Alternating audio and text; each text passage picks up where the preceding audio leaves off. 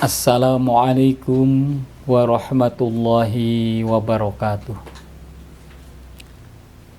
Alhamdulillahilladzi faradus siyama Ramadan nahariha wa sanna rasulahu sallallahu alaihi wasallam lailatal qiyam.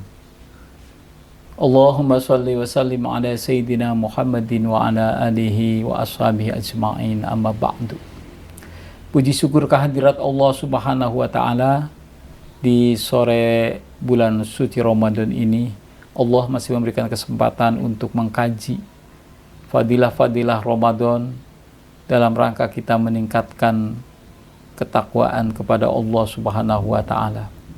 Salawat dan salam semoga ditambahkan kepada Nabi Muhammad SAW beserta keluarga, para sahabat, para tabi'in, termasuk kita umatnya yang berpuasa Ramadan, as-shaimin wa shaimat, dan seluruh umat Nabi Muhammad semoga mendapatkan rahmat dari Allah Subhanahu wa Ta'ala.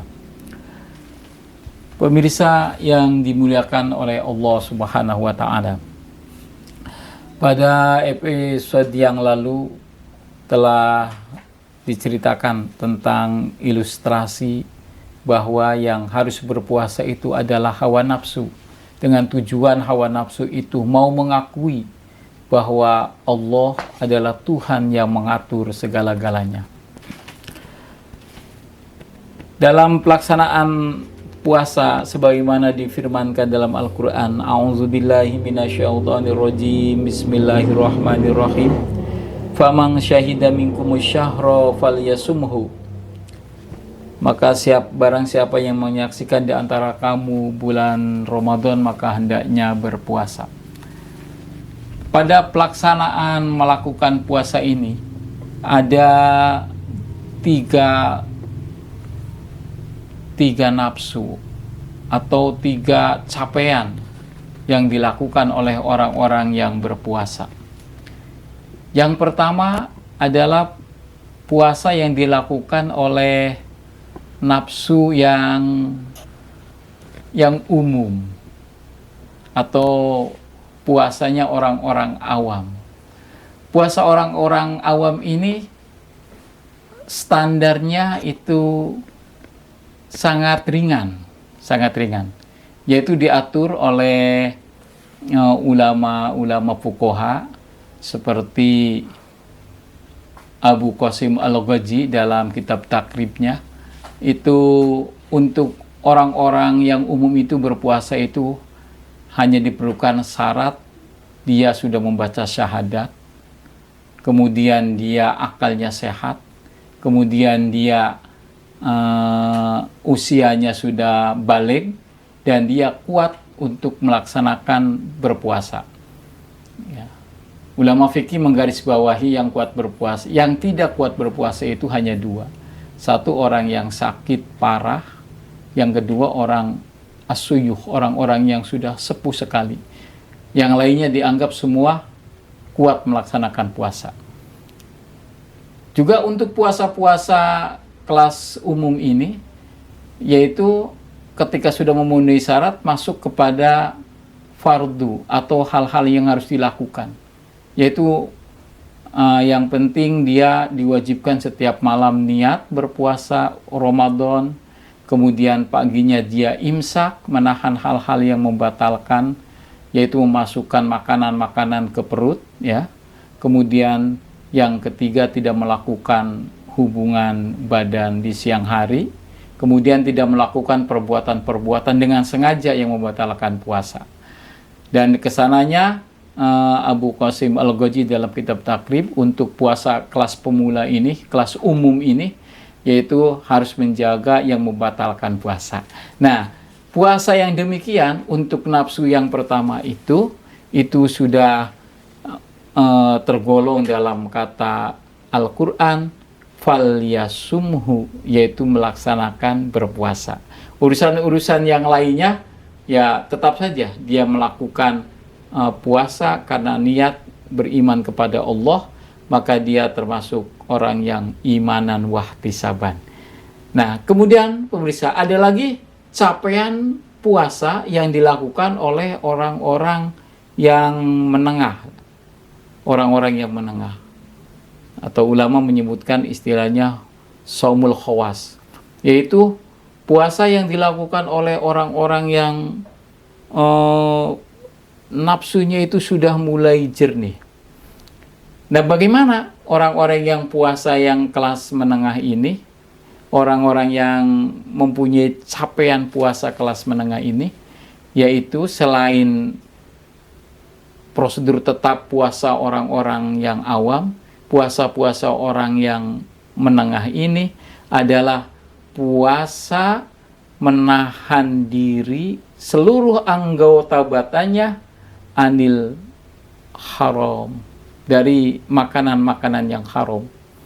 Jadi puasanya itu selain tadi apa yang dilakukan oleh puasa kelas pertama, itu yang kelas menengah itu puasanya itu menjaga hal-hal yang haram.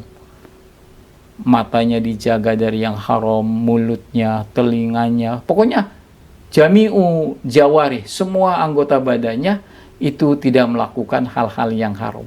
Nah, pada puasa yang level kedua ini kena prosedur dari Nabi Muhammad SAW, kam min shaimin laisa lahu min siyamihi ilal ju'i wal atas. Nah, ini banyak sekali orang-orang yang berpuasa, maksudnya di level ini, di level yang kedua ini, di level yang kedua, tapi puasanya itu mirip seperti puasa pemula, yaitu puasa orang-orang awam.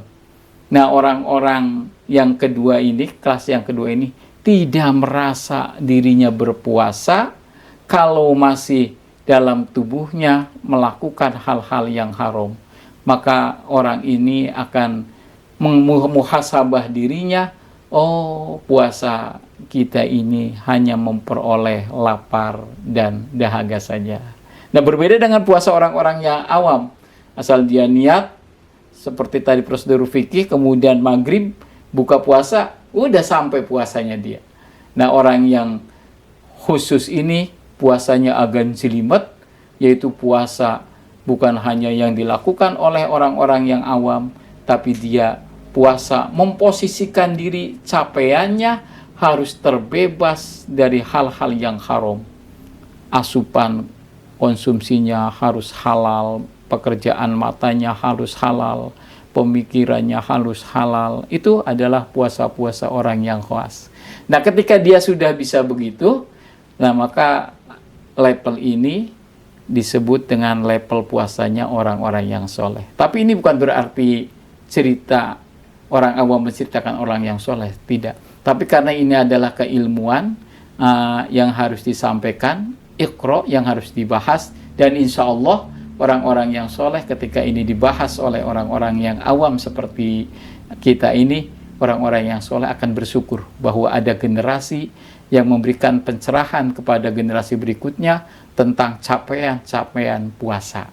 Karena apa? Karena orang soleh itu, menurut Gus Dur itu adalah orang yang bagus hati, orang yang baik hatinya, yang semuanya berharapkan generasi-generasinya adalah orang-orang yang soleh. Pemirsa yang dirahmati oleh Allah Subhanahu wa Ta'ala. Terus ada capaian lagi, capaian yang ketiga, yaitu capaian dalam level, yaitu khawasil khawas.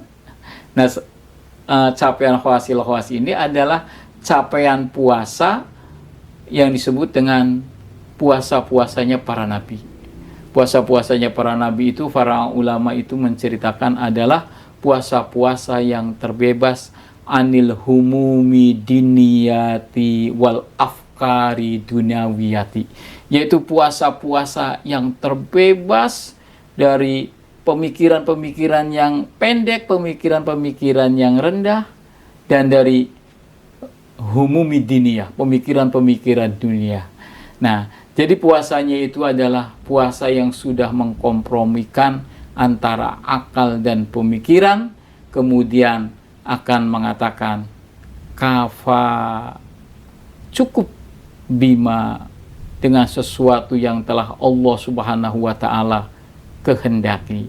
Nah, itu yang disebut dengan puasa-puasanya para nabi dan rasul. Pemirsa yang dirahmati oleh Allah Subhanahu wa taala. Akan tetapi puasa itu secara umum itu bisa dilakukan oleh orang yang memenuhi standar awal yang ditentukan oleh ulama-ulama fuqaha. Yang semuanya tujuan puasa itu adalah sama, baik puasa level umum, level menengah, dan puasa para anbiya adalah tujuan puasanya adalah la'allakum tattaqun, supaya kepada masing-masing level itu berhasil membentuk dirinya takut kepada Allah Subhanahu wa taala. Demikian kajian sore ini, mari kita bersama-sama tutup dengan doa. Allahumma innaka afuwun karim tuhibbul afwa fa'fu anna ya karim. Allahumma innaka afuwun karim tuhibbul afwa fa'fu anna ya karim. Allahumma innaka afuwun karim tuhibbul afwa fa'fu anna ya karim. Terima kasih. Wassalamualaikum warahmatullahi wabarakatuh.